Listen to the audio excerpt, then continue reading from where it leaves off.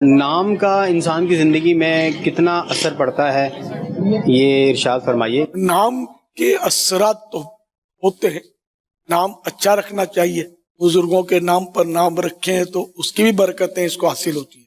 جیسے خاندان کا جو کوئی بزرگ فوت ہو گیا ہو تو اس کے نام پر بھی ہمارا نام رکھا جاتا ہے، تو اگر وہ نام اچھا ہے اور وہ واقعی وہ بزرگ ہی ہیں تو اس کی بھی برکتیں حاصل ہو سکتی ہیں۔ فرمان مولا علی رضی اللہ عنہ، جس قوم میں کوئی نیک شخص انتقال کر جائے، اس کے انتقال کے بعد اس قوم میں کوئی بچہ پیدا ہو اور وہ اسی بزرگ شخصیت کے نام پر اس بچے کا نام رکھیں تو اللہ پاک اس اچھا نام رکھنے کے سبب ان لوگوں کے لیے اس بچے میں وہی نیک صفات یعنی خوبیاں پیدا فرما دے گا۔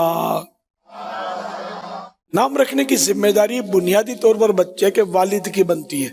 خیر ہمارے ہاں تو پھوپھی نام رکھتی ہے، الف کا با آئے یا نہ آئے نام وہ رکھے گی، اب وہ چاہے کرن نام رکھے یا وہ شمع رکھے۔ اور اللہ اور رسول کے نام پر، بزرگوں کے نام پر، صحابہ کے نام پر، ولیات، کافی خواتین بھی ولیات ہوئی ہیں، صحابیات ہوئی ہیں، ان کے ناموں پر نام رکھنا یونیک نام چاہیے۔ چاہے وہ گدھے کا نام کوئی رکھ دے، رکھوا دے نہ رکھ لیں گے، میں صحیح بولتا ہوں۔ اگر کوئی بولے حمار نام رکھو، چاہے یونیک نام حمار، پھر کوئی جانتا ہو تو بولے گا حمار کے معنی گدھا ہے، یہ رکھ لیں گے۔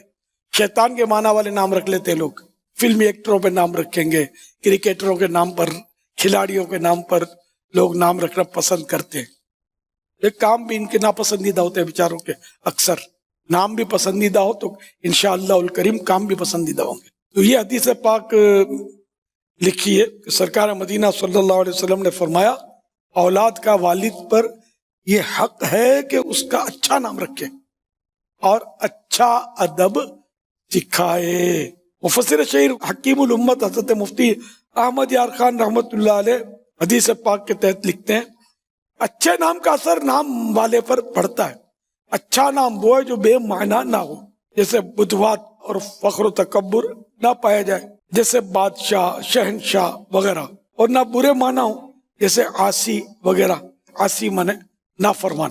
اور جو اپنے بیٹے کا نام محمد رکھے وہ انشاءاللہ الکریم بخشا جائے گا اور دنیا میں اس کی برکات دیکھے گا۔